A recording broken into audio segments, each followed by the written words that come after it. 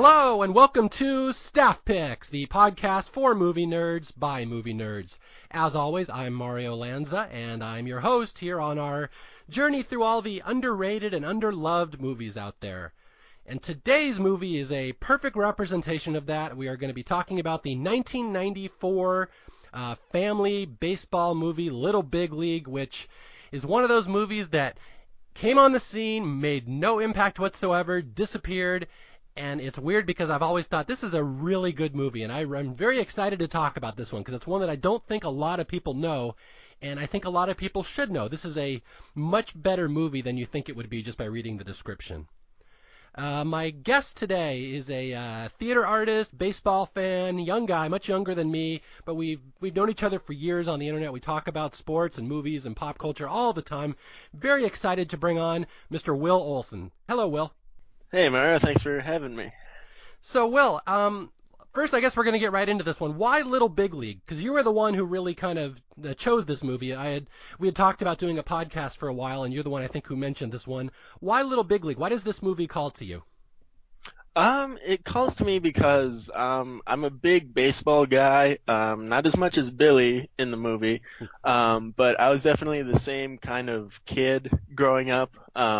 I didn't memorize baseball stats, but I was that weirdo in study hall who read atlases for fun. So I definitely identified with that about the character. And I feel like everyone talks about Sandlot, everyone talks about Angels in the Outfield, but I think this one is definitely better than both of those. And I saw it on your list when you're doing the top 200 movies that deserve more love, which eventually morphed into this. So that was one of the entries that really stuck out to me of a movie that's like, hey, I really haven't heard of that and it sounds like a good movie. So you actually had not seen it. You only saw it recently for the first time? I remember your list. I look back at the entry and it came out about August 2013. Yeah, about 5 years ago I wrote this website. That's what he's talking about. Yeah, sorry. I should have explained that better. But so I saw that entry, and at the time I was like, oh, that sounds like a good movie. And that was right before I left for my first semester of college. And they had this thing at the school where they shut down a Target and bust all the freshmen out and we could just shop to our heart's content. And I was looking through the movie section and I saw Rookie of the Year. And I remember you mentioned that in the entry as one of the other kid baseball movies that came out. And so I saw Rookie of the Year and I was like, oh, it's the movie from Mario's list. I'm going to buy it. And I took it home and watched it like a couple days later. And I was like, I got the wrong one. And so, but when I transferred to the school I'm at now, we have like a used DVD store in town. And I was just looking through it one of the first times. And what do I see on the shelf for $5? Little Big League. And I took it and I watched it right away and I fell in love. So it's been a while since I've seen it. I rewatched it a couple days ago for this podcast, but it is a movie that I like very much. Yeah, I'm so glad you mentioned Rookie of the Year and The Sandlot because that's one of the problems that this movie faced for people who don't realize. In the mid-90s, movies kind of come in waves. They all follow a pattern. And for some reason, the big pattern in the 90s was little kids playing Major League Baseball or being involved with Major League Baseball or just little kid baseball movies. And there was just a whole slew of them. You had Angels in the Outfield, you had Rookie of the Year, you had The Sandlot, and you had this one, Little Big League, which this one is by far the least well-known of those four. And all apologies to the Sandlot fans. I know people love the Sandlot. I don't really get why it's so beloved. It's a cute movie, but it's got this huge reputation, which I've never thought it really deserves. But in my opinion, Little Big League is the big one out of those four. And again, it's just the irony of ironies that you had all of these four movies that came out almost about the exact same thing, and the one that I think is the best is the one that nobody knows. That's the sad thing of this. Yeah, and I'd like to point out real quick that Rookie of the Year and Angels in the Outfield are both remakes. So, Angels in the Outfield was a remake of the same movie from the 50s, and Rookie of the Year was a similar movie that came out about the same time in the 50s, but they just changed the title and the team, I think. Okay, so this is the only original one. I guess The Sandlot too, but... Yeah, and The Sandlot, but who cares? Okay, yeah. Well, we can save the Sandlot discussion for another one, because again, this is a really, really almost unknown movie to the point that you go on the Internet Movie Database and you look up Little Big League, and there's only 22 reviews of it from readers, and there's only 5 critic reviews. It's like it's just never like most movies have 500 reader reviews or 50 to 60 critic reviews. This one, there's almost nobody says a word about it. But it's funny because all the comments are, "This movie's so great, it's so underrated." So that's the kind of movie that I feel very strongly about. So yeah, we are going to talk about the best of those 4 kids baseball movies, and I think we should go into a little history here of the baseball strike for people who might not know. Will and I are both big baseball fans. So are you familiar? You may be too young to the baseball strike of 1994. Yeah, I was about 2 months old when that happened. So I'm going to let you go ahead and dive into that. Okay, yeah. For people who don't know baseball, or even for people who do know baseball, the baseball strike of 1994 is probably the darkest moment in baseball history, in my opinion, where all the players and the teams got in a big argument over all sorts of union issues, whatever, and they struck, and it canceled the World Series. It's the only time in baseball history that there was no World Series that year, and baseball had to work so hard after that to gain the trust of the players and the fans again, because it really just was a horrible time to be a baseball fan. It still pisses me off thinking about it that there was no World Series. And all these kid baseball movies came out in 1993, 4, 5, 6, in those years right there, and they kind of helped soften the blow a little, or they kind of made people see baseball in a different light. And Little Big League is the only one of the 4. I would assume you would agree with me because you've probably seen all of them, Will. I think it's the only 4 that feels like it was written by somebody who knows baseball and understands baseball. Oh, absolutely. And I think it helps that, and you're probably going to want to get into it more, that most of the baseball players in this movie are played by actual baseball players. Yeah. Including some appearing as themselves. Yeah, it's crazy the number of baseball players in this movie. It's like half the cast is actual baseball players that were big stars of that era. The other half are all the speaking roles in the movie, and like every single player in this movie is played by an actor who either played baseball professionally or played in college or was on a semi-pro team. Like every single player in this movie that looks and acts like a real baseball player, and then it's set in real stadiums. They have real teams. It's just, there's so much authenticity to this movie, and that's the one thing that I really want to get to, especially baseball fans. If you like baseball or baseball movies, this is a movie you want to see. It is so real, and every single thing in it rings true, like to the lingo the players use in the dugout, to the point when the players are talking about curveballs, they call it a hook, which would be how baseball players talk. Like, it's absolutely written by someone who knows baseball inside and out. And that's one of the things you'll see in the reviews over and over. Even Roger Ebert in his review pointed out, like, this movie feels like baseball. It's astounding how much different it is than those other ones that are all like little children's fantasy movies, like a kid gets a miracle arm and can pitch for the Cubs, which is ridiculous. Like, this movie is played so straight. Is that something that jumps out as you as well? Like, it's actually not a comedy. It's played very realistic to how this scenario would happen. Yeah, I was watching it, and I figured, like, I hadn't seen it in a while, so I was rewatching it, and really the first half hour or so is all the, like, kid movie stuff, and then the other hour and a half, it's just like, wow, this is an actual baseball movie.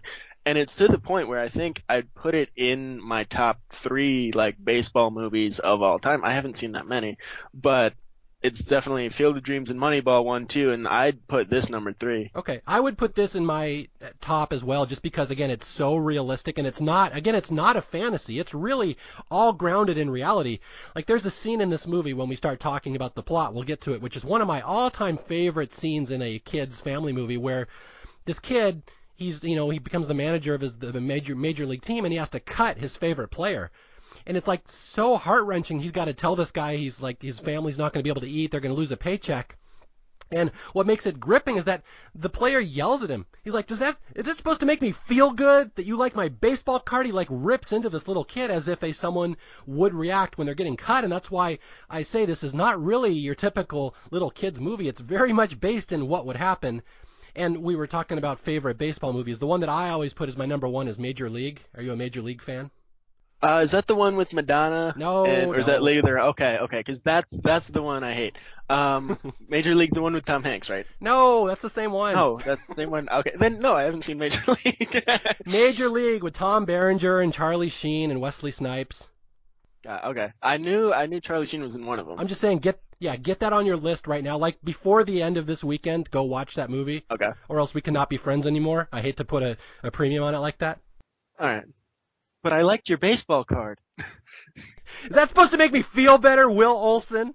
Like, Yeah, anyway, Major League is the other one that I say every single one of the actors in the movie understood and played and had played baseball, so it feels like a bunch of athletes out there, and that's what this movie has as well. So that's what I was trying to get at. This the realism you do not see a lot in movies, and in this one you have like Timothy Busfield plays the main star, and this one is a player named Luke Hollins. A lot of people don't know Timothy Busfield was a professional baseball player before he became an actor. So there's nobody with more street cred than this guy to play a baseball player, and it's really the whole cast up and down is players like that have this kind of street cred that like you watch them and it looks like they walk and throw and talk and everything just like a baseball player.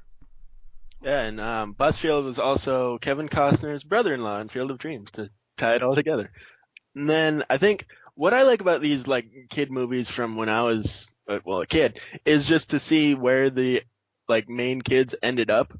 And you talk about this movie not getting any play whatsoever. The kid who plays Billy really didn't go anywhere either. Because he got to start in like on the after school specials on ABC. Like those were some of his first little gigs. And then he bounced around to TV a little bit. He was on like 21 Jump Street, and he had a bit part in Rose. Oh, never mind about that one. And then he ended up in The Wizard, which I think is one of the best 2-hour long commercials ever. And one of his major roles was in one of my favorite movies was 1992's Newsies. He played the little brother character in that, which I didn't know because Newsies came out in 92 and Little Big League came out in 94, and I think he aged like 10 years in those 2 years because he looks like 7 years old in Newsies, and now he actually looks 11, and I'm like, wow, puberty, man. Okay, you're talking about Luke Edwards, and I'm glad you brought him up. Yes. Luke Edwards is one of my favorite performances by a child actor in a movie. I think he's so good in this movie, and again, we're talking about this silly little movie that adds nothing to the world, and I keep talking about it like it's great, but like he is a really good child actor, and I am actually kind of shocked that he never did much after this movie because he's in like every scene in this movie, and he's got to do dramatic scenes. He doesn't actually do a whole lot of comedic scenes, but a lot of kids come off as pretentious on film when they're playing these, little kids in grown-up situations. I buy like every single scene in this movie that this kid is thrust into these adult situations just because he's such a good actor. So I'm kind of sad to hear that he didn't do much after this because he really holds this movie together. Oh yeah, he was great, and I was the same way. I was like, okay, it's gonna be another cutie little kid, and then I was like, oh wow, you can actually act. So I'm definitely on the Luke Edwards train, even though it sounds like it derailed a while ago. So Well, maybe you can get his baseball card, and maybe he'll be happy. yeah. Okay, I have to tell my story how I first heard about this movie, and I actually have some very personal experience with this movie because, and this may be only of interest to baseball fans, but I am from Seattle, grew up in Bellevue, Washington, right outside Seattle, which means I pretty much grew up in the Kingdome, the Seattle Stadium, in the 80s and 90s, and my team was the Seattle Mariners. I am a diehard Mariners fan until the day I die, which is probably going to be a very sad death because I doubt they will have ever won anything by then. But it was a very sad existence. They are the most forgettable team in baseball history. They have no identity whatsoever. They've never been relevant to anything. But in this movie, the Mariners are the bad guys, which is the greatest thing ever when you're growing up in Seattle in the 90s and your team. The only time the Mariners have ever been featured in a film prior to this movie was in The Naked Gun, and the only reason why is because they were the cheapest team to get the rights for that they could put them in the movie because it didn't cost any money. So the Mariners were in The Naked That's Gun great. and then Little Big League, and I was so excited to see my team in a movie, let alone the bad guys. We're the villains. Like, who have we ever had a rivalry with? We've been nothing. And this is in 1984. Seattle's first playoff appearance was the next year in 95. So I have such a fond affinity for this movie just because the Mariners were in there. And I will say, Will, this will be before your time as well, but Yeah.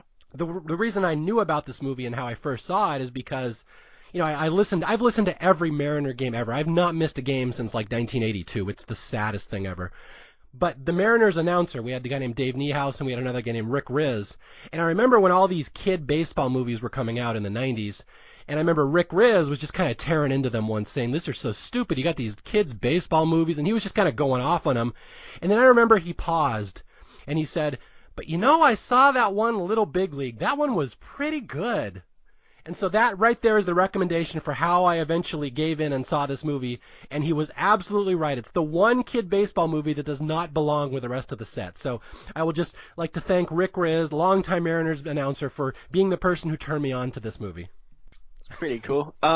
Speaking of it, there's one scene, not to jump too far in the movie, but there's one scene where they have like the announcer guy play-by-play in the Metrodome, and they're doing the playoff game with the Mariners, and he calls them the M's. Do people actually call them the M's in Seattle?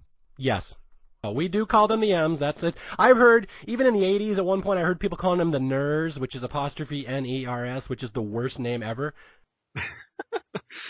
But the M's is a legit term. We do say go M's. Okay, because I'm used to, I'm a huge Red Sox fan, and my mom loves the Phillies. I'm used to, the Sox and the Phils, and I'm like, the M's? That's kind of weird.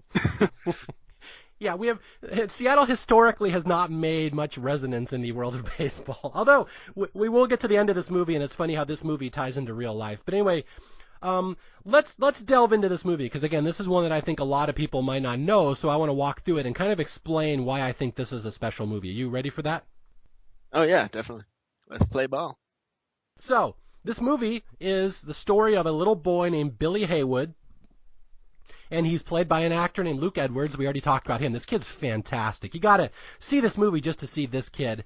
And his grandfather owns the Minnesota Twins. So this is like the kid that comes from wealth. He comes from a kind of an illustrious family. And he's one of these kids who, he's not exactly an athlete. He's just one of these nerds, kind of these dorks that loves baseball. He grew up around baseball. He knows everything about it. He is like our young friend Will Olsen here. Probably sat in the library every day and read the baseball almanac. And again, I would say this is a fantasy creation that doesn't exist in real life, but that's not true because this was me as well. I was exactly like this kid. I was such a dork about baseball history and baseball stats. So, Will, I mean, you understand. It's a very lonely life. Nobody can relate to the baseball nerd kid. No, not at all. I would say, did you play? Were you like a good player? Were you on teams and stuff? Oh, not at all. I played basketball for like 2 years. But that's because it was really kind of the cheapest sport around here, because you just had to pay for the t-shirt and not all the equipment like baseball. But I did get bullied a lot by the baseball team in middle school, and I'd laugh at them. It's like, there's something in your sport called a walk. I don't think you can make fun of me. Well, see, you got to interact with the baseball kids, see, in one way or another. Yeah, I had contact with the baseball team, sure. Yeah, in the locker and like their fists against your forehead. Yeah, pretty much. Okay, yeah, so you and I are big-time baseball nerds, and that's this kid in this movie, Billy. And he's not the best athlete or anything. He kind of sucks at baseball. He does his best, but he's just a nerd. And again, he knows baseball history. And we have all these shots at the beginning of the movie of him and his grandfather walking around just talking about baseball, going to the games. And again, his grandfather is the owner of the team, and so he'll invite Billy down into the locker room, and they'll just go in there, and Billy's like best friends with all the players. Like, there's this guy Lou Collins, played by Timothy Busfield, who's like the big star of the team. There's a guy Jerry Johnson, who's Billy's favorite player. And again, it's just a really cool little relationship. All these actors and this kid are just like best buddies. He's clearly grown up with them. He knows them. He knows everything there is about this game. And we even get a scene at the start of the movie where he's in a Little League game, and like there's this disputed call at third base. You have 3 runners on the same base, and Billy, the umpires will even go to Billy, like, what's the ruling? And Billy's like a Supreme Court justice. He knows the ruling. He's like, well, and this happened in 1926 in the World Series, so here's how it goes. Here's the ruling. So again, that's the kind of little nerd that Will and I were as little kids. We were this kind of kid. Yeah, I was the nerd type, but one of the kids on that Little League team, it's like one of the first shots in the movie, they pan to all 3 of the bases, and, they have third base, second base, and the kid on first base is just standing directly on top of the base, just kind of looking around at the sky, like, hey, what's going on over there? That's who I was in gym class, so. So that was your cameo in the movie. That's the character you relate to? Yeah. Okay, so again, this is the owner of the Minnesota Twins, which is a real baseball team. Again, every single location, team, stadium is real in this movie. And Billy's so close to his grandfather. They have this awesome relationship. And the grandfather is played by Jason Robards, one of my favorite actors. He's not in this movie much. He's going to meet his fate very quickly. But again, it's a very nice scene. And the other variable here at the start of the movie is that the Twins have hired this new manager, this guy named O'Farrell, played by Dennis Farina. Are you familiar with Dennis Farina, Will, his body of work? Yeah, I know him from Snatch, which is very similar to the kind of general manager he is in this movie. So that's as much as I know about him. Yeah, Dennis Farina is known for being an incredible psychopath in movies. He's always a villain. He screams. He's kind of scary to work with. And that's basically his role in this movie. He's the manager of the Twins, and he just screams at the players. He's intimidating. He's mean. He's just not helpful, not positive. And so the whole discussion at the start of the movie is with Billy and the grandfather, should I have hired O'Farrell? Was that a good hiring? So anyway, this is the setup to the movie. And what's going to happen very quickly is that one day, Billy's rushing home from school. He's going to go to a game with his grandfather. His grandfather said, this pitcher, Roger Clemens, is pitching tonight. He's the best strikeout pitcher of his generation. You may only get one chance in your lifetime to see him. So Billy's going to go to the game with his grandfather, and he comes home, and again, in a kind of a sad, little emotional moment in a kid's movie, the grandfather has died. And Billy finds out his best friend, his grandfather, has passed away, and it's going to lead to a kind of a sad little 5-10 minute section of movie here. Yeah, it was when I watched it, it was a very jarring shift, because like I said, like the first 20 minutes of the movie are really funny, especially Billy's friend Chuck, who is it was probably my favorite character in the movie until we meet one of his other friends later.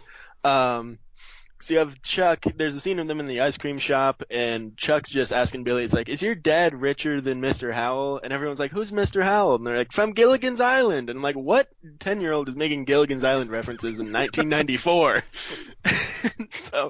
And then I think there's later on, he's, before when he's rushing home from school, he had to turn in a science project. That was the deal with his mom. He can go to the game if he finishes science project. And he did the same kind of thing I did in school. He just repurposed all his old projects. So he turned in last year's Mount Vesuvius as this year's Mount St. Helens. And Chuck's kind of poking around at the diorama, and he's like, oh, I added trees this time, guys. It's totally different. And Chuck's poking at one of them. He's like, is that a spruce? Like, Chuck is just, he's a background character, a sad character that really pays off if you pay attention to him. Yeah. And he's one of my favorites. Yeah, I didn't write down a lot of Chuck quotes, but he is fantastic. Oh, I have plenty. Oh, okay, good. I will turn to you. You are my Chuck expert here. But yeah, Billy's two friends are hilarious. They do most of the comic relief in this movie, aside from there's going to be one player later in the movie played by Jonathan Silverman Bowers. He's going to carry most of the grown-up comic relief. But yeah, so the funeral happens and the grandfather dies. And again, the grandfather, one of the richest men in the world. We go to a will reading at the end at the funeral home, and there's a special one for Billy and his mom, and again, you could play this scene for laughs, but it's not played for laughs in the movie. This is played very seriously, where the grandfather, he's reading his last will and testament, and he says basically, Billy, I have one special thing for you, as you're my best friend, you're my grandson, I love hanging out with you, we're so close. And because you're my best friend, I want to leave you my favorite possession in the world, the Minnesota Twins. So basically what happens is a 12-year-old becomes the owner of the Minnesota Twins. Now, ostensibly, the grandfather probably thought he was going to die a little later, and Billy might be a little older. But again, that's the reality of this movie, is that this 12-year-old now owns the Minnesota Twins. And I will say, from here, you can go in two directions of this movie. You can go comedy and make it all lighthearted and silly and like a Disney movie. Or we can go this direction where this movie goes, which is like 100% based in reality from here on out, which is really kind of amazing that they go this way. Yeah, and I think there is a bit of comedy, right? Right before they find the well, because it's on a videotape, and they put it in, and all of a sudden, Michael Jordan Bulls game starts playing on the tape, and the lady at the funeral home's like, oh, sorry, it starts in a few minutes. He taped over, which sounds stupid, but it really fits the character of the grandpa, because he, in like the 10-15 minutes he's in the movie, he's actually pretty funny. Yeah, okay, here's the best Jason Robards line for people who haven't seen this movie. Again, this guy, what is his name? I forget his first name, Haywood. T something, I think. Okay, we'll just call him Mr. Haywood. Jason Robards, one of the richest men ever, and one of the kids in the ice cream shop even asked him earlier, are you richer than Jed Clampett from the Beverly Hillbillies? And Jason Robards goes, I piss on Jed Clampett. I had that one written down too. And another one in the ice cream shop I liked, 'cause they're all eating like ice cream sundaes, and he brings some over to the table, and he just was like, he tells the kids, eat as many of these as you can while you're still young, because when you get older, you can't eat anything that tastes good ever again. Yeah. So that was very real life advice from a family movie. Yeah, so Jason Robards has his 15 minutes in this movie, and it's very sad. He dies and leaves the team to his grandson, and Billy's just going to be hands off. He's 12. He has no business running a baseball team. Yeah, he knows everything about the sport, but like he's 12, what is he supposed to do? And so he goes and starts watching the practices and hanging out with the players, and they all think it's kind of silly that he owns the team, but they're still buddies with him. And this is where it's going to kind of cross the line, is that Billy sees the manager, O'Farrell, and the manager's just yelling at everyone and screaming at everybody, and Billy kind of walks up to him and Price tries to pull rank here and says, I'm your boss now, I'm the owner, why don't you be a little nicer to the players? And O'Farrell basically tells him to piss off. And so they get in this whole little kerfuffle where O'Farrell just will not respect him, will not listen to anything Billy says, and so Billy fires him. Billy right on the spot says, that's it, you're gone. And so O'Farrell, he has a little temper tantrum and walks off. And so now Billy is left without a manager, and what happens is he'll end up managing the team. He becomes the guy running and calling the shots, but they actually try to treat this with reality as if it would happen in real life, where they have a whole scene where Billy's talking to his other advisors, and they're all like, well, all the good managers, nobody wants to come here because nobody's going to work for a kid, which is what would happen in real life. Nobody's going to go work for a kid. It's ridiculous. And so Billy's friends are like, well, why don't you try to be manager? You know everything there is to know about baseball. You know every situation, stat, player, history. You know the history of everybody. So why don't you go manage the team? So Billy's like, well, okay. So we have a press conference where Billy announces himself as the manager of the Twins, and this is where the movie's going to go from here. This is when you hear people talk about Little Big League, it's the movie where the kid manages the Twins. Yes. And I think it's funny when he's talking with his friends, they mentioned O'Farrell getting fired, and I think it was Chuck. He said something like, oh, I can't believe you fired O'Farrell. And Billy's like, I never fired anyone before. But it's kind of weird because he resigned. And it's like, that's such a business thing where it's like, yeah, people, even if they get fired, they're just come out in public and be like, I'm resigning for blah, blah, blah. And it's like, no, you're not. You got fired. And then Chuck has another great line because Billy's a little apprehensive about taking over as general manager, and Chuck has this line. It's like, it's the American League. They have the DH. You'll be fine. And I'm like, hey, that's not true. Yeah, and again, that's a line that only like a hardcore baseball fan would really get in the movie. A non-baseball fan wouldn't really get the joke there. The joke, for people who don't know, is that one league, the American League, has a designated hitter, a guy who just hits for the pitcher. So there's no substitutions, there's no strategy, and that's the knock on the American League. So again, there's this line in the movie, yeah, it can't be that hard to manage the Twins. They have the DH. Again, that's just a baseball nerd line right there.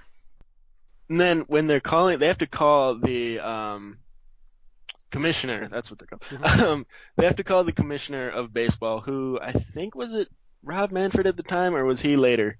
This was probably before Manfred, but they don't name him in the movie, yeah. Okay. But they have to call the commissioner to get his okay, I guess.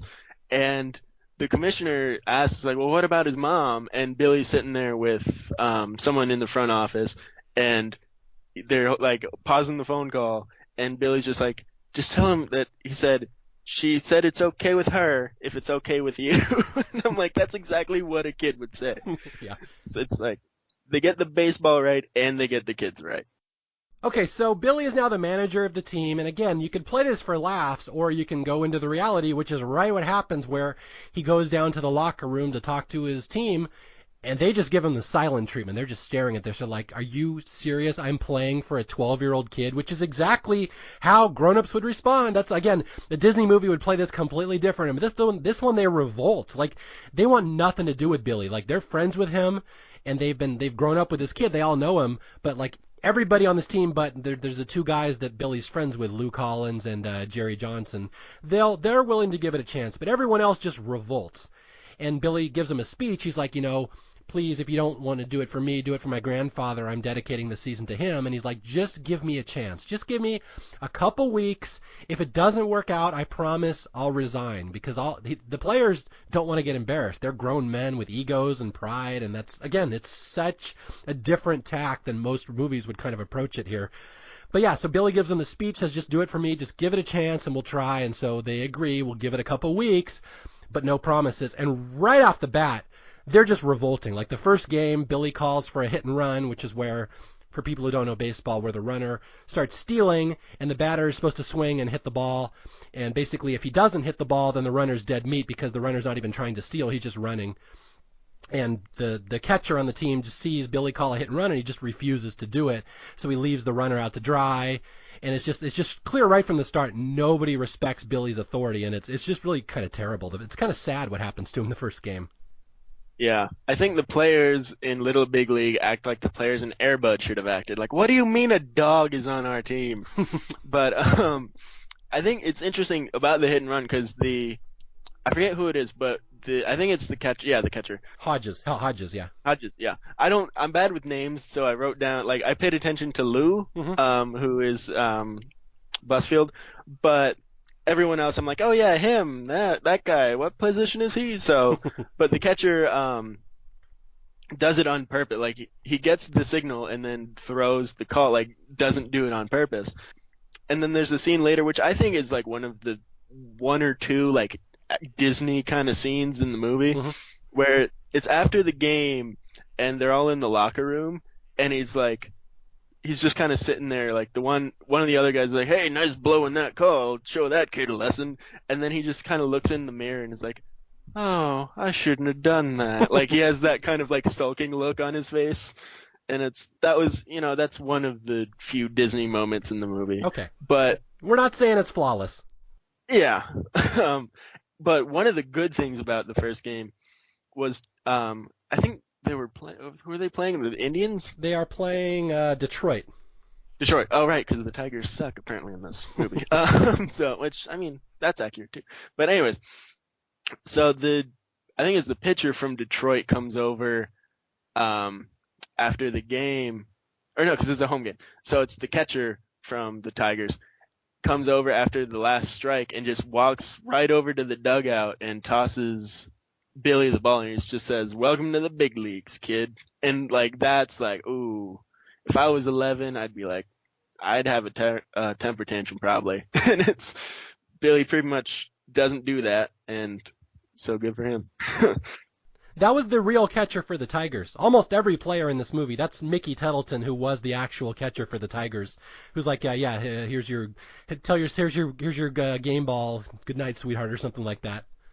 So Mickey Tettleton on his acting resume can say trash talking an 11-year-old. So yeah, that's where I want to get in my acting career.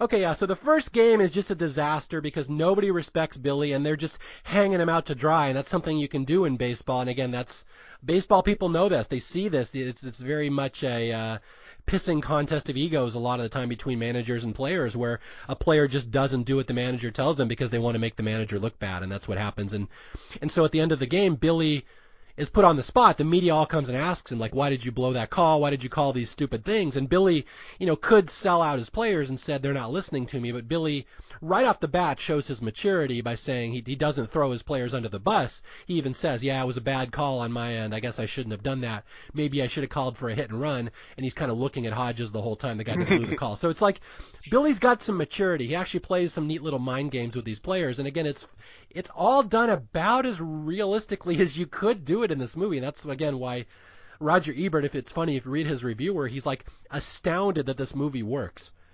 As his review's going along, he's like, am I getting pulled in by this movie? Is this working? He's like, my God, how does this movie work? It shouldn't, but it does. And it's very crafty how they show the psychology between the child and the adult. So anyway, Hodges feels bad that he screwed Billy over and Billy didn't sell him out. He's like, maybe Billy's a little more mature than I am. And so what's going to happen is the first moment where the team kind of coalesce behind Billy is in game number 2, is that the Twins have this giant scary pitcher on their team, Blackout. I'm sure you're a Blackout fan, Will. Oh yeah, I mean, I have John Rocker's rookie card. Of course I love Blackout. yeah. Yeah, Blackout is played by, again, he's this big, scary guy with a Fu Manchu mustache. He's like 6'6" tall. He just has a big, booming voice, and he's actually played by an actor named Brad Leslie, who was, not surprisingly, a former major league pitcher. This guy pitched for the Reds back in the early 80s. I think it was the Reds, but in 1982, yeah, he was a real pitcher. So this guy, he's getting into trouble in a game, and Billy has to go in and take this pitcher out of the game. And, Blackout is just glaring at him, and he's like the most intense pitcher ever, and Billy's got to take him out of the game. And Blackout's ready to punch him, which, again, is how this would go in real life. The minute a 12-year-old's telling this big, scary guy he's going to come out of a game, the guy is about ready to swing at this little kid, like, shut up and sit down. And all the other players kind of rally. They come to the mound and they rally around Billy, and even the catcher, Hodges, kind of realizes we should treat this kid with a little more respect. And they all stick up for Billy. They're like, get out of here. Go sit down. So it's the one moment the team kind of rallies around Billy, and it really is a little different from here.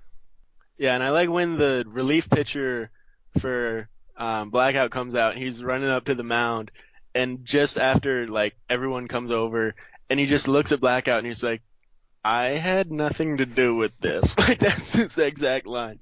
But in between the first and second game, there's a fun little Chuck moment. Chuck alert. The three friends, they're hanging out on a bridge in town, I guess, and they're fishing, and it's a static shot for like 30 seconds or so, them just sitting on the bridge with their fishing poles in the river, and then they just cut to Chuck, and the first thing out of his mouth is, I hate fishing. It's just a little Chuck moment that I have written down, so gotta give my boy some props. Okay, so after the second game here, the Twins are 0-2. Billy has not proven anything to anybody, but his players at least are willing to give him the chance, and he kind of gives this big speech. He's like, you guys, you get to play baseball for a living. Like, this is the greatest thing ever. You get to go to Yankee Stadium. Like, well, let's just have some fun. Like, stop pressing if we win or lose. Just enjoy life. And it's actually a really cool speech, and they agree, okay, let's go out and have a little fun. And this is where things are going to start to turn around in game number 3. In game number 3, there's a great scene here. Again, this is a scene that it could only have been written by somebody who knows baseball. The steal of home scene here, Will? Oh yeah, that was great. Okay, this is going to be a tough one to explain to non-baseball fans, because again, this is so deep-rooted in baseball strategy. I will kind of set the scene for you here, where Billy again knows every baseball play or trick play that has ever happened in baseball, and apparently one of his idols is this guy, Wahoo Sam Crawford, back from the 1910s, who's obscure even for people who know baseball, but Billy knows this guy used to do this play. And so what happens is we have a runner on third for the Twins, and Billy has now decided he's going to be the third base coach. And they have a trick play. When the batter walks, he goes to first base, he gets 4 balls, goes to first. He's going to have the batter immediately start running to second base, and the minute the guy starts running for second base, the catcher will throw it down there, and then the runner on third is going to come home and steal. And this is a play I know very well from Little League. I call this the asshole Little League coach play, because every Little League asshole coach does this fucking play. And they do this to 11-year-olds when these kids are just learning how to throw the ball and just learning to pitch with control, that these asshole coaches will do this stupid steal where after a walk they'll make the guy run to second just to make the catcher force him throw to second, and the throw will always go wild, and not only will the runner from third score, but the runner from second comes all the way around to score. Again, it's the asshole. You didn't play Little League all that much, but have you seen this done in Little League before or anything? No, actually. It was the first time I ever saw it. It's a very prominent Little League play, and again, Billy, he's like, yeah, Ty Cobb and Wahoo Sam Crawford used to do this play, it's such a baseball nerdy scene to have in this movie, but he pulls off this trick Little League play that shouldn't work in Major League Baseball, but it does. Everyone's so excited that Billy pulled off this trick play, and again, it's not played comedically. It's so realistic, the way the catcher throws the ball and the way the runners go and the way they feign and fake a throw. So it's just, this scene in particular is one that I really point out as the realism. Every little detail is just perfect. Mm-hmm. Okay, so now that Billy has proven himself and that he can pull off the Ty Cobb play, which again, just hilarious in a kid's baseball movie they have a Ty Cobb play. But now the Twins start winning. We have a montage where all of a sudden they're having fun and they kind of realize Billy actually has some good ideas. Let's start doing this stuff. And they start winning, and this cool little montage where they start winning and everyone's excited and they have fully accepted Billy as their manager. And we even get this little subplot where the star player on the team, Lou, starts dating Billy's mom. That's awkward. Yeah, it's rough when your star player's dating your mom. And again, yeah, Billy's from a single-parent family. There's no dad around, so it's like very awkward. We get to scenes later in the movie where Billy gets grounded by his mom and he benches Lou. Well, if I have to go to bed, then Lou can't stay up and bang you tonight, Mom. I mean, he doesn't say that, but that's the implication. So One thing about the montage I love too is the music, because just based on like the time period this movie came out and the fact that it's a kids movie, you'd think it's like, oh, it's gonna have some like late 80s, early 90s like pop rock music going on, but it has some like pretty good like 50s-ish era rock music going, like classic rock. I'm like, oh, it's actually kind of catchy and not annoying. yeah, at one point, Runaround Sue starts playing, I believe, from the 60s, which is very fitting for a 90s baseball movie. Yeah. Okay, so now that the team is starting to win, and again, we're going to have the classic arc here where things are going to go well for Billy, and it's going to be exciting, and all of a sudden things are going to plummet down to earth. But first we have a scene where, and this is one of my favorite scenes in the movie, one of the few comedic scenes in the movie where a bunch of the players are upstairs in the hotel room, and they're on a road trip somewhere, and they have taken to dropping water balloons out of the window onto people below, which might seem like out of character, but this is probably pretty realistic to how baseball players behave on the road. I've heard stories about this stuff. Have you, Will? No, but I totally believe it. Okay, yeah. So the rest of the managing staff sends Billy up to talk to the players to stop dropping water balloons, and Billy does not only not stop them, but he joins them. And they start dropping water balloons onto passersby, which is a reminder that Billy is still a kid. He doesn't quite understand the grown-up responsibilities. And this is furthered when Billy later in the hotel room discovers they have porn on the TV. Yep. And what is the movie, Will? What is the movie that Billy watches 11 times? Did you write it down? It's Sexy Nurses from Jersey or something like that. I know it's something Nurses from Jersey, yeah. Yeah, it's Night Nurses from Jersey. Sexy Nurses was the remake. Okay, yeah. Well, I grew up on remakes, so. Yeah, so Billy discovers the joys of porn in the hotel room, and he watches Night Nurses from Jersey 11 times in one night, which will end up being him being asleep in the dugout the next day because he's basically stayed up all night. I'm not going to say spanking it, but we'll say just enjoying the porn. Yes. And any kid, I hate kids enough, but a kid falling asleep in Fenway Park, that's unforgivable. Okay, so the Twins are riding very high right now, and everything's going good. And basically, two things are going to happen. There's still one player on the team, McGreevy, who does not buy into Billy. He's tanking games. He's intentionally not doing well. He does not buy into Billy, and Billy will end up convincing him to do well, basically saying, if you're a free agent after the season and you can't throw strikes, who's going to pay you any money? And that's the one way to kind of get McGreevy to come around. And Billy starts getting a big head, and that's kind of the problem here, is that he's winning games, the grown-ups are respecting him, he's pulling off all these adult responsibilities, and he's starting to blow off his friends, and this is where the downfall of Billy is going to start here. Yes, and it's also the introduction of my second favorite character in the movie, Lowell the backup friend. Explain that to people. Sure. So Chuck and the other kid, who isn't important because he's not Chuck, they recruit this shorter, nerdier version of Billy, and his name is Lowell. And there's a scene where the mom's on the phone, the press is hounding the house. It's like, oh, is Billy there? Can Billy talk? No. And the three friends walk in, and the mom hangs up the phone, and she's like, people said to get a blocked number, but what did I listen? And she just turns and sees Lowell there, and she just points at him, and she's like, I don't know you, which is like the most mom reaction ever. And so they introduce him. They're like, this is Lowell. He's hanging out with us because Billy sucks. And he doesn't even like say hello. He just kind of like raises his hand. And yeah, he's not allowed to speak.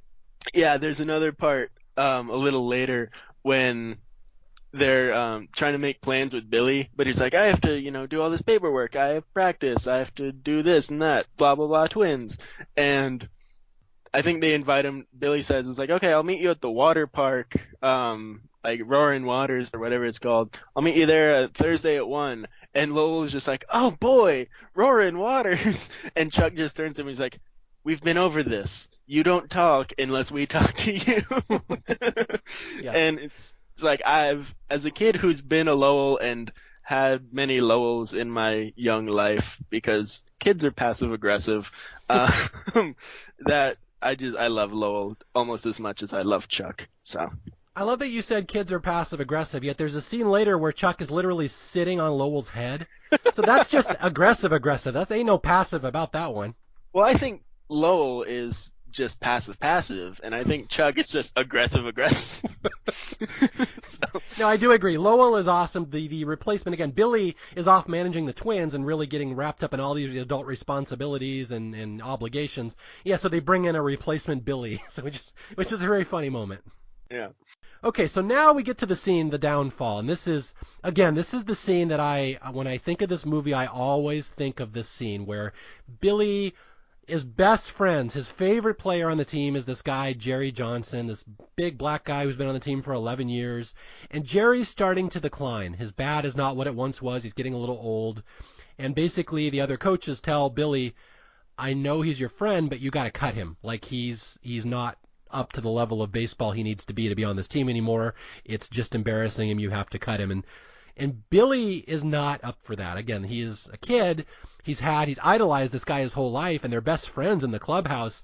And Billy is now put into a situation which, again, you do not see in any other kids' baseball movie of this era. And that's why I think this one's special, where at first Jerry gets a couple lucky hits, and the coaches are like, and Billy's all cheering. He's like, yeah, see that? Jerry can still hit. And the other coaches are like, you realize you're getting excited for a little measly lucky single. Like, you realize there's something wrong when you're getting that excited over this tiny little victory. And so that's where it comes to a head, where Billy literally has to call Jerry into his office and cut him from the team and release him.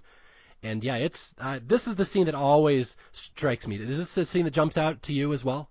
Oh yeah, definitely.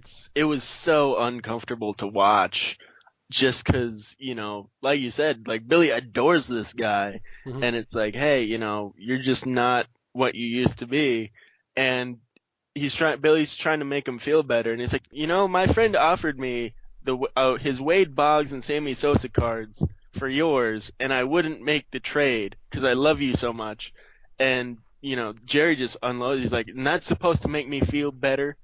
And, he's, like you said in the beginning, he's going off. He's like, I have a family to feed. I have to make some money. How are you going to, ruin my career like this? And then he just storms out of the office. But before he leaves, this is the line that always gets me. And it's not Jerry's line, it's Billy's line. So right before Jerry storms out of the office, he's, getting in Billy's face, and he's like, I'm going to go out of here. And when I come back, I'm going to make you pay for it. And he just slams the door, and Billy's just looking at the door. He's like, I hope you do. Because, I've had so many friends who I've had like a falling out with or something, just over a character flaw or whatever. And they're like, oh, you'll see, I'm going to get better and show you that we should have been friends. And it's just, it comes from such a sincere place. It's like, I hope you do, because I really like you as a person, and I hope you get better. It's the same kind of thing here. It's like, I really like you, Jerry. You're my favorite baseball player. I hope you do get back on track and have a career renaissance. Like, that's the line that gets me. Yeah, no, it's absolutely played very straight, very realistically. And the line where Jerry gets mad, it's like he gets almost scary angry. He gets right in Billy's face. Basically, like you said, I'm going to come back and stick it right in your face. Yeah, that's it. That's what's played so realistically here, and that's why I say this one, and again, the Mariners announcer, Rick Rios, why he really singled out this one as all these kids' baseball movies that he saw. He's like, this one's special. This one's a little different. And that's the scene that I think does it right here, where, yeah, Billy has to grapple with this whole thing like the other coaches will say, Billy, you're the boss now. You can't be a fan. I don't know if you get the reality of what you are doing here now. You can't be a fan of these people. It's a business. Your job is to make the team better. And so Billy had to just cut his favorite player of all time, and he's like messed up in the head. Billy spirals pretty downward here into depression, and he starts taking it out on Lou, who's the player who's dating his mom. And Billy, just for no reason, starts benching Lou. He's like, you've been struggling, and like, you can't play anymore until you get your head on straight. And Lou's like, what? You think I'm not concentrating? And it's all over the fact that he's dating Billy's mom. So yeah, Billy he goes into a really dark place here, and we go through a spiral here where the Twins start losing, and everything goes bad for Billy. All the media is on him. They're second guessing him. They're all second guessing his opinions, and they're just making up stories about him, about how he's hard to work with. And it's just a really sad stretch of the movie here that there's not one laugh to be found in any of this. It's just really kind of depressing. And even Billy's friends are saying, like, Billy sucks. We don't want to hang around him anymore. And Billy will need to re-find his spirit before we get to the end of the movie here. But it's a sad little stretch of the movie here, I think. Yeah, because there's the scene where Billy ends up dishing his friends at the water park, and then him and his mom are fighting because she finds the bill from the hotel with the porn, and they get into an argument there. And then there's a scene where Chris Berman from SportsCenter, which actually appears in the movie as himself, which just gives this movie way more validation in my eyes, just because it's like, oh, it's an actual sports person instead of John McReporter. So Chris Berman's interviewing him at the Metrodome, and he storms off of the interview, and he's just, 11-year-olds throw temper tantrums, but this is a legit, I'm angry kind of thing. An adult doing this would be yes, that's what an adult would do in this situation. So. Yeah, and Billy's just sullen. He won't talk to anybody. Yeah. And I forgot, there is one funny moment here where he gives a press conference because his mom grounds him for speaking back to an umpire. And Billy gives a press conference where he starts shortening his name and speaking about himself in the third person, where he says, a Bill Haywood must be allowed to speak his mind. A Bill Haywood must be. And she's like, where did that come from? And he's like, well, Mom, all the guys do it. That's how Reggie Jackson talks. And she's like, you're not Reggie Jackson. You're Billy Haywood. I think she said something like, well, let Reggie Jackson's mom worry about Reggie Jackson. Yeah. And it's well, Will Olsen likes that part. Yes. Well, Will Olsen must be allowed to watch sports movies and enjoy them. Yes. Okay, so Billy has really hit the skids here. Things are not going well. The Twins were in first place. They were doing so well, and now they're backsliding, and Billy really needs to re-find his spirit of the game, and it kind of happens in this nice little scene where he's just walking down the street one day, and he sees these kids playing stickball, and Billy asks if he can play with them, and they're like, "Aren't you Billy Haywood, that manager for the Twins?" And he's like, "Oh no, I'm not. People say that all the time. I just look like him." And so he ends up playing with these kids, and he just gets to do normal kid stuff, and he reinvigorates his love for the game and just how much fun it is just to hang out with these guys. So that's kind of the turning point in this movie, and it's a nice little montage where they play, again, another 60s song. We got to get Center Field, is that an 80s song? I always forget. I don't know. I just have a note that I like the music again. So that's good. Excellent right-hand man commentary here from Will Olsen. No problem. Yeah, so it's a great little scene where he plays with these kids and they play stickball and set to center field. And Billy gains his love of the sport again, and he comes back to the team and he's like, guys, I've been a real dick. He doesn't use this language. He's like, I've been a jerk. I've had a big head. And Lou, you're starting tonight. I apologize. And basically what happens there's 4 games left in the season. And if the Twins win all 4 and the big bad Mariners lose their 4, then there will be a tie and they'll go to the playoffs. And again, the Twins are just about as hapless a team as Seattle in overall in baseball history. So it's like the battle of the teams that don't do much. So it's a big deal that Minnesota would make the playoffs. And this will set the tone for the end of the movie, which is a really fun ending, I would say. Oh, definitely. I think another note about the stickball scene, I'm pretty sure it's set in Chicago because they're playing the White Sox earlier, and I had put a note down, there are a lot of white kids for a city game of stickball in Chicago. Yeah, I was going to say a Bill Haywood should not be walking around the projects of Chicago by himself. Yeah. A Bill Haywood should be free to walk around the streets. Yes, a Bill Haywood probably should have a bodyguard around some of those neighborhoods. Yes, okay, so a Bill Haywood, so he convinces the team, we're going to do some crazy stuff these last 4 games, we got to win, and let's just have fun. If we don't make it, that's fine. If we do make it, that's fine. Let's just go out there and have fun and see what happens. And so we get the last 4 games, and the Twins all of a sudden start winning again now that they have Lou back, and and they have this montage, another winning montage. There's actually two winning montages in this movie, and this is where they sweep the last four games of the season against the Cleveland Indians, and the Mariners, the bad Mariners, lose their four games, which ends the season in a tie, where it's a tie for first place, and we are going to have a one-game playoff, and now I will bring up a little history here. You may not know this, Will, but in 1994, there had only been one-game playoff in baseball history, and that was in 1978 in the Yankees-Red Sox. So don't tell me who won. I know. It would have been a huge deal in 94 that there was a one-game playoff to end the season, because it hadn't happened in 16 years, and it was this big baseball lore thing, like that was a legendary game. So it's just kind of funny that this season ends in a one-game playoff. And in real life, in 1995, the next year, the Mariners and Angels had the big one-game playoff. That was the first one since '78. So this movie kind of predicted the future a little bit here. Whoa. Trippy, yeah. If you ever want Mariners trivia, I'm your guy. Great. I'll give you a call. Probably never about that. But I think before they start the four-game winning streak, Lou kind of gives a pep talk in the locker room, whatever you want to call it. Mm-hmm. And he has this one line. It's like, "This is baseball. Anything can happen." And all the team was like, "Yeah." And that stuck out to me. It's like, yeah, baseball is, that is baseball. Anything can happen. And the same teams won't make the finals for 4 years in a row. Cough, cough, basketball. Wow. Will Olsen should be allowed to throw shade. Yes. So I just wanted to point that out and get that dig at the NBA, because I hate basketball. But anyways, back to Little Big League.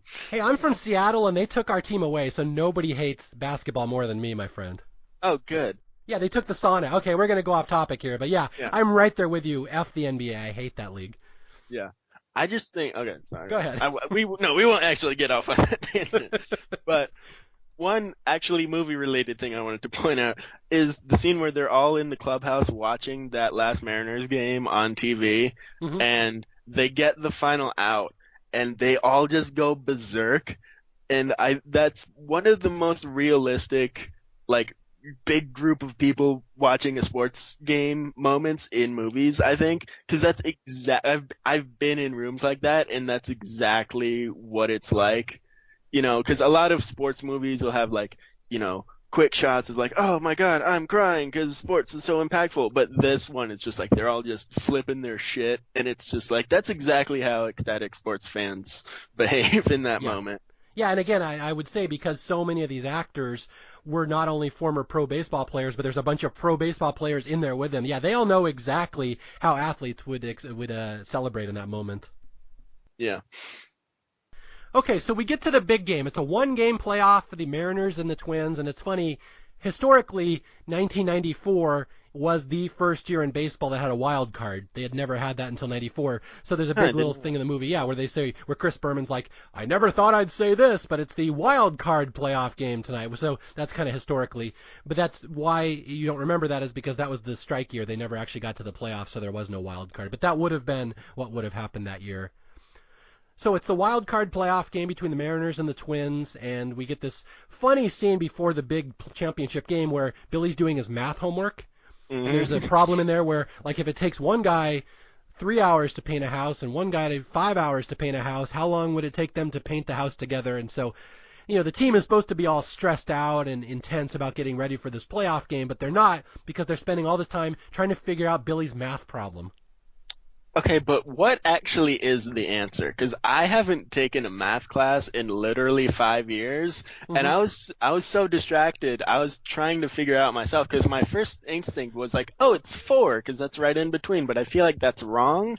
And then the one player comes in and, like, does some, like, division stuff, and I'm like, it's like 5 plus 3 over, 5 times 3 or something like that, or I think it's the opposite. But I'm like, and then he gets to like 1 1/4, and I'm like, that doesn't sound right either. So do you know the answer to that math question? Because you're like computer guy. I believe relief pitcher Bowers solved the problem correctly. I think it's A times B over A plus B or whatever he said, but I believe it's like 1.8 7. I don't know, but I believe the math equation in the movie is correct. I don't think they Okay. would put an incorrect one in there. So I would trust the movie. And again, I am not a math tutor, so if there's any kids out there that are listening to this while studying for their math test, don't follow that logic. But I believe that relief pitcher Bowers was indeed correct. Okay, because I couldn't tell if that was like another joke where it's like, oh, he acts all confident and like he knows the answer, but it's totally wrong. But I guess it's like the joke was like, oh, he got it right. So Okay, so we get to the championship game, and there's a nice little touch in this movie where all throughout the movie, Billy's got these two little friends, Chuck and I forget the other one's name. yeah, who cares? Chuck and not Chuck. Chuck and not Chuck. And every single time they're going to a game, one of the friends says, "You should start Wegman, this pitcher Wegman. He beats everybody." And Billy's like, "He sucks. He's 3-10. Like, why would I start this guy?" And this kid is always harping on start Wegman. And so in the championship game, of course, Billy starts Wegman, and Wegman shuts down the Mariners for most of the game. So it's a nice little callback of a joke that's been going throughout the whole movie. Yeah. Good job, not Chuck. Well, okay, here's what bothers me. We're getting into baseball nerd stuff here, but they call him Wegman, and there was a pitcher in the major leagues named Bill Wegman around that time, and they even say in this movie the guy's name is Bill Wegman, but I don't know. I've never figured out if that's the actual Bill Wegman or if it's just an homage to a very obscure pitcher. So this movie messes with your head, man. I don't know if that's the real Bill Wegman. I don't know. Are you sure it wasn't like Bill Wetland? It was not. Okay. Okay, so the Mariners and Twins are scoreless for 6 innings, and here comes the big bad. Again, it's so odd for me to say this because I'm from Seattle and we only had one good player and everybody loved him, Ken Griffey Jr. But all of a sudden, here comes Ken Griffey and he's like the villain in this movie. I'm like, whoa, my Mariners head is spinning here. And so Griffey hits this big, long 3-run home run way into the upper deck of the Metrodome. And again, he was the best player in baseball at the time, probably. So it's a big moment, and Griffey clears the bases. The Mariners are up 3-0, and you think the Twins' chances are over. But the Twins are going to come back. One of their little rookie players, Mickey Scales. He's this one guy that nobody thinks can hit, but Billy's been building him up the whole movie, saying, "You can hit. I trust you. I believe in you." And Mickey Scales hits a home run to tie the game, and it's a real exciting moment. And it's going to continue tied. I think it goes into extra innings. We go to the 10th inning, and this is where we get one of the most fascinating scenes in this movie, the pickoff play. Oh, jeez. Okay, yeah. We got to diagram this one for you non-baseball fans here. But before we get into that, one thing about the Scales home run, I got so distracted because they actually they're using the jumbotron and everything in the movie. That baseball that's screaming, like that goes in the home run graphic. Mm-hmm. That's a nice touch. I just wanted to point that out. But yes, let's get into this pick play. I'm positive that's probably what the Metrodome really did for home runs in the 90s. I bet they did have the screaming baseball. I know the announcer in this movie was the actual announcer for the Minnesota Twins. I forget his name, but there's a lot of reality going on here of how baseball actually would have been played in the 90s. Yeah, I don't think they'd, use the Metrodome in the movie and be like, "Oh, by the way, we brought our own graphics." They'd probably just be like, "Okay, we'll just use yours." Okay, so the pickoff play, and this is one of the big signature scenes in this movie, and we got to talk about this, where Ken Griffey, the big star of the Mariners, leads off the 10th inning, and he walks, and he goes down to first base. And Billy has been hyping that they have this awesome pickoff play that has been done in baseball somewhere in the last 100 years, and we can do this. We're going to work on it. And the other players are like, "That seems like a little league play. We can't do that." So Billy is going to implement his pickoff play here, which basically involves every single person on the Twins. Okay, so I will let you walk through this one because I have a lot to say about it once we delve into whether it's legal or not. All right, sounds good. So Billy's in the dugout and he's like, "All right, it's time to run the play." And he gives, a hand signal to the catcher, and then the catcher gives a hand signal to, third base, and hand signals are going around pretty much the whole field. And as someone that works in a bar, that's what our security guys do all the time to, be like, "Hey, someone over here needs to get kicked out." So I liked that. You call it pickoff play? Yeah, I mean, I'm gonna try to get that to stick now. So they're going around the field, and they throw, I think it's a ball, but the catcher has the ball, or no. Pitcher, yeah, the first throw goes to first base, and Griffey slides back into first, and then he and Lou have a little banter, and then the second pickoff throw is the interesting one. That's right. Sorry. So Ken Griffey is, he's leading off, trying to, looking like he's going to steal second. So he throws back to first, Lou catches it and, he stays. And he throws it back to the pitcher. And then he seems to do it again. Mm-hmm. And so it looks like the pitcher throws the ball and Lou acts like he missed it. And so he runs over, he's trying to find the ball, and Ken Griffey Jr. is like, oh, okay, I guess I'll just, keep running because the ball's all the way over there. And so, Lou is running like up and down the stands. He's on like the railing trying to look for the ball. The security guard gets involved. He like stands up and like picks up his chair and tries to help Lou look. And so, Ken Griffey Jr. is just, going around. And then it turns out the pitcher has the ball the whole time. Mm-hmm. So the pitcher, Ken Griffey Jr., gets to third and starts running towards home, and he just throws, or does he get to second? They throw it to second. So he throws the ball right to second, and the second baseman just has it, and as Ken Griffey Jr. is running up, he just kind of taps him on the shirt, and he's like, gotcha. Yeah. Okay. Let's delve into this. I'll give you the short version of what Will just said. The pitcher pretends to throw the ball to first. Everyone on that side of the field acts like it's a wild throw. The first baseman scrambles after it. Everybody down the side of the stadium starts standing up and lifting up chairs as if the ball is rolling there. Everyone in the Twins dugout is out there jumping and screaming to go get the ball, and Griffey gets fooled. He can't see the ball, but he sees everyone acting as if there's a ball way down the line in right field. He starts going to second, and they tag him out. And this is an interesting play because, first off, it is completely legal. I know my baseball rules. Trust me, you got some nerds here on this podcast. We've done the research. But as long as the pitcher steps off the rubber, they have a pitching rubber there. As long as he steps off the rubber, he's allowed to fake a throw to first. It's perfectly legal. And a lot of people will disagree with that. You'll see people arguing over the scene. But it is legal. And what's funny is I tried to do this play. I was inspired by this because I was a Little League coach for many years. And one year we had a team. We were just terrible. And we were playing the best team in like the playoffs, and we're just going to get stomped. And I'm basically Billy Haywood at that point. I'm like, let's just do trick plays and stuff, see if we can mess with their heads. And so I had all these hidden ball tricks where one of them I literally stole this play out of the playbook, and I'm like, let's do this fake pickoff throw down to first, just because I knew the other team was super aggressive and we catch them. And I will say, this may only be funny to baseball fans, but again, I said that the pitcher must step off the rubber to do that, or it's a balk. He cannot walk onto the rubber. And every time we practiced it, I had this kid on there, and he would step off the rubber. He did it correctly. But when I tried to do it in the game, he would kept stepping onto the rubber. He kept walking onto the rubber without the ball in his hand.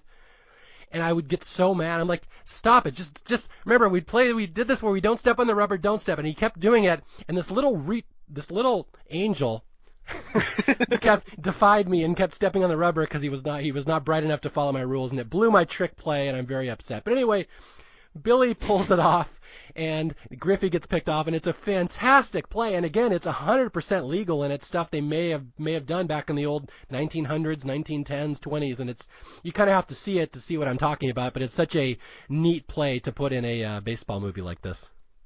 Yeah, I didn't know if it was legal when I first watched the movie, and like when that came around, I was like, what the fuck?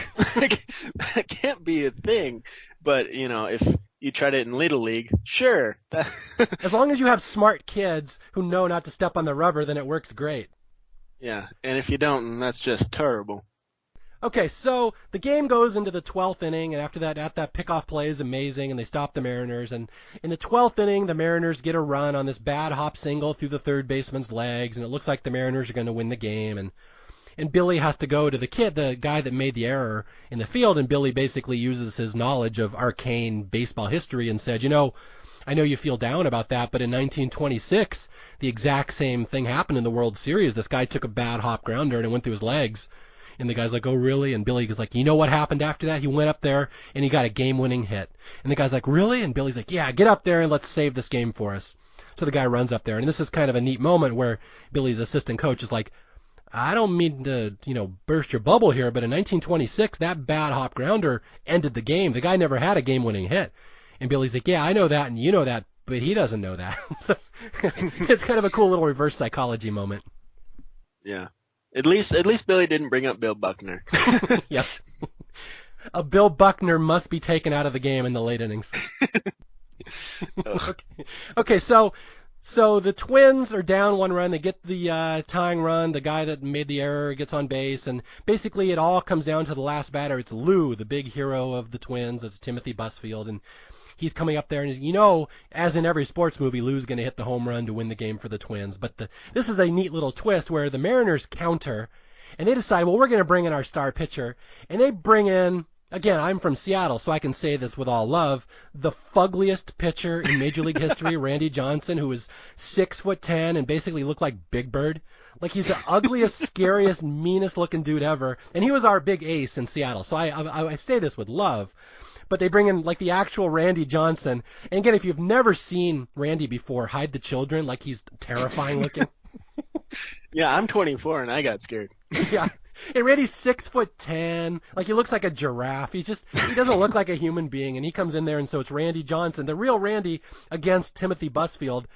And what I love, again, baseball nerds will love this. The first pitch, like Johnson throws a high inside fastball that brushes Busfield off the plate, and if you watch, that's actually what happened. There's not a stunt double there.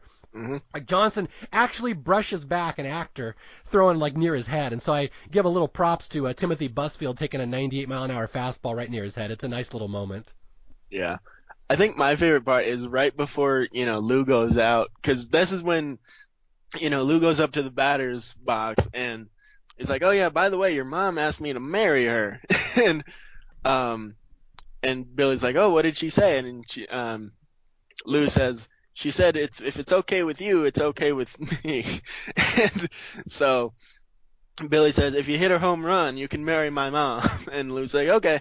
And he starts to walk away, and Billy's like, and Lou? And he comes back and he's like, even if you don't hit a home run, you can still marry my mom. And he's like, okay. And then he starts to walk away again, and Billy calls him back again. He's like, and Lou? And Lou's just like, yes. And he's like, watch out for this pitch. And he's like, okay. And I kept waiting. He's like, and Lou? And he's like, what? It's like, do you want to get like hot dogs after the game? It's like, sure, whatever. He's like, and Lou? It's like, what? What do you want on the hot dog? It's like, if that's like, if I was waiting for like who's on first. Like, well, the lesson there is that a Lou Collins must be allowed to bang Billy's mom. yes. Lou Collins must be able to bang a Billy Hayward's mom. Yes. So Lou goes up to the plate, and again, he's going to hit a home run. That's the way these movies ends. And here comes Randy Johnson's pitch, and again, Busfield swings. And I can't say enough about Timothy Busfield. Looks like a real hitter. He's got a major league swing, and he hits the ball, and it's going to be a home run. And out of nowhere, Ken Griffey of the Mariners comes up and saves the day, and the Mariners win the pennant, and I'm so excited. And oh wait, they're the bad guys. So anyway, the bad guys win the movie, the Mariners win, and there's this awesome shot of Randy Johnson jumping up on the mound celebrating while all these people that are literally half his size come out to hug him. It's like the Oompa Loompa, the Lollipop Guild, or whatever, coming out there. So the Twins lose, and Billy kind of sees Lou at home plate. Lou would have hit the game-winning home run, but it gets robbed by Ken Griffey of the awesome Seattle Mariners. And Billy's like, hey, good job, Lou. And so they go back in the clubhouse, and Billy basically says, good job, everyone. We had a good season. I'm very proud of you. Thank you for giving me a chance. And I'm retiring. I decided, I don't really want to be a grown-up anymore. It's too much for me. I can't do this. I'm stepping down, and Mac, my assistant coach, is going to be the manager, and my favorite player, Jerry, that apparently never came back and stuck it in my face, he's going to be our new hitting coach, so it's a nice ending. And they're like, no, what will we do without you, Billy? And one of the guys, Bowers, is like, you were the only one who knows the fine art of the water balloon, Billy. I need you. So Billy retires and steps down. He's like, I'll still be around. I'm still the owner. And so it ends with all the fans out in the stadium chanting Billy's name. And even though they lost, the fans give him a standing ovation, and Billy holds up his hat. And that's the end of the movie. A very, very nice, very, again, grounded in reality baseball movie. One of the rare ones. I would really put this in Major League as the one that really, it feels like, it was really put together and written by people who understand all the intricacies of baseball, and it was cast with people that know and can play baseball. And it's one of those, it's so much better than I think you think it's going to be going into it, and that's why I've always had a special place in my heart for it. Oh, definitely. And even like the DVD cover, it's like Billy like blowing a bubble, like a bubble gum bubble in the face of an umpire. Hmm. And you just look at it and it's like, oh, brother, it's like, smart ass little kid playing baseball manager. That looks so dumb. But if you like we've been saying, if you actually watch it, it's a fantastic movie. It's a fantastic sports movie. It's, it checks all the boxes and one could really call it a delight. Yes. Well done. It's a family movie. Again, I'm not really high on family movies because they tend to pull their punches and they're a little saccharine for my taste usually. But this one, I think, if I could recommend a family movie, and I don't even know if you have to like baseball, I think you would appreciate you'd appreciate the way they present Billy's journey and they don't fancify it. They don't really make it extra comedic or extra silly just to get cheap laughs. So I think you'd appreciate the artistry in this one, and it's one of those things that I think it's so abhorrent to me that, Angels in the Outfield and Rookie of the Year and The Sandlot get all the attention for coming out in that era, and I think this one's the best of the four, and nobody ever talks about this one. I think that's just kind of sad. Yeah. And I think just for me, it holds a special place to me too, because I had a friend that died before our high school graduation, and that was the same year that the Red Sox won the World Series. So having, and I always think of her when that happens. And so it's kind of the same thing with Billy. It's like, hey, let's do it for, my grandpa. And so this is, it's kind of in the same wheelhouse as, the Sox for me. So it's kind of emotional for me as well. Yeah, and again, I just can't get over the fact that it's the one movie where the Mariners are like cool. Which has never, ever happened ever in history. It's like, wow, we have the one movie where we're the big scary villains, and like Ken Griffey is presented as like this god of baseball. It's just kind of hilarious to me. And I have to drop a little Mariners trivia on everyone here that it's funny, in this game, again, we have this one-game playoff in '94 where that had not happened in 16 years. It was just an amazing thing to have a one-game playoff between two teams. It literally did happen the next year in real life between the Mariners and the Angels. And what's even doubly funny about that is that in this movie, the manager Lou Piniella brings in Randy Johnson to pitch in relief in the last inning. And Randy Johnson doesn't normally pitch in relief. He's a starter. They bring him in relief just because it's such an important game. The next year in '95, they literally did that, where Randy Johnson came in to pitch in relief against the Yankees in the '95 playoffs. And it was an equally exciting moment, maybe the most exciting moment I've ever seen in person. So this movie kind of predicted the future for the next year in baseball, which is kind of cute. Or maybe Lou Piniella just really liked this movie. It could be. Okay, before we sign off here, I have to, again, go over the list of the cast in this movie. Again, almost all the actors in this movie played baseball at some form or another, with the exception of maybe Jonathan Silverman. I don't know, that's Bowers. I don't know if he played before, but like Timothy Busfield, and then Blackout is played by the guy Brad Leslie. You have this guy Michael Papajohn. He's an actor. He was a professional baseball player. He ends up playing their right fielder, Tucker Kane. You have this guy, Leon Durham. He was a baseball player in the 80s. He plays the guy on this team, one of the big hitters. And just the cameos in this movie. Now, Will, you might be too young to know some Probably. of these guys, but people who grew up in the 80s and 90s and know baseball, I'm just going to name some of the cameos in this movie. It's astounding how many there are. You have Lou Piniella, Ken Griffey, Randy Johnson, Dave Magadan, Mickey Tettleton, Paul O'Neill, Yvonne Rodriguez, Wally Joyner, Rafael Palmeiro, Dean Palmer, Tim Raines. You have Carlos Baerga, Alex Fernandez, and Sandy Alomar.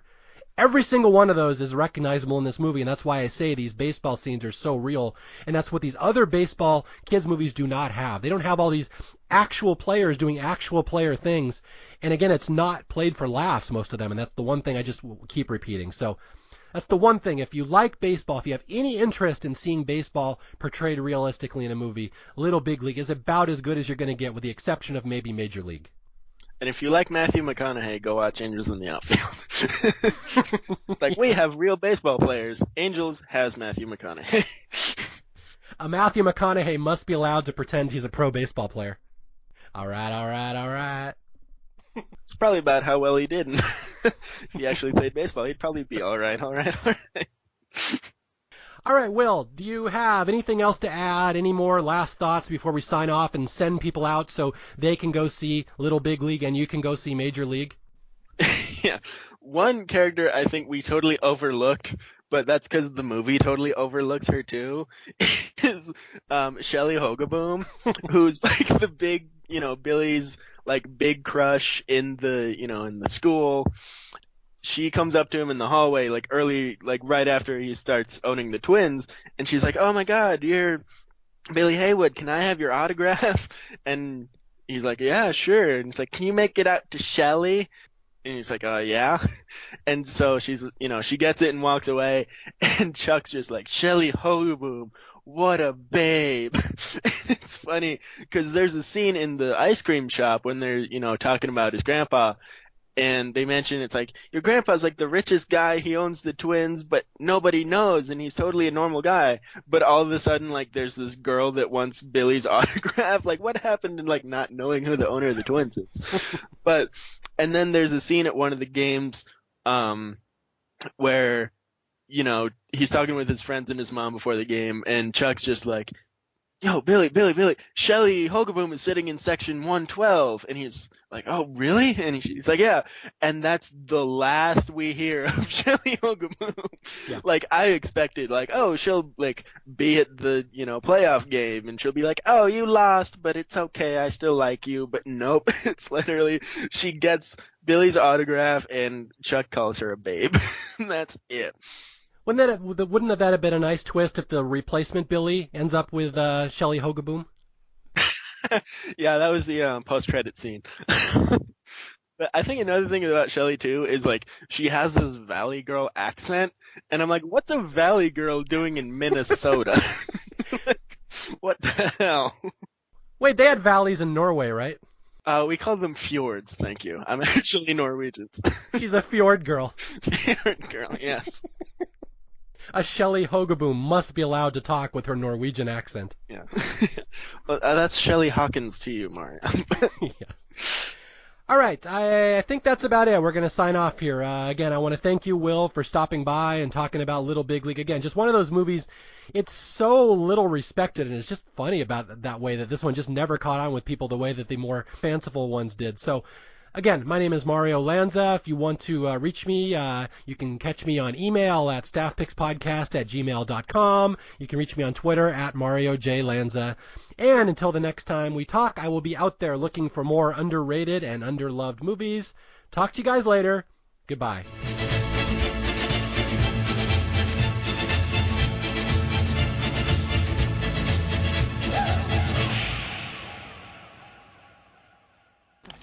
Night nurses from Jersey. Yeah. They're off the turnpike and on duty for love.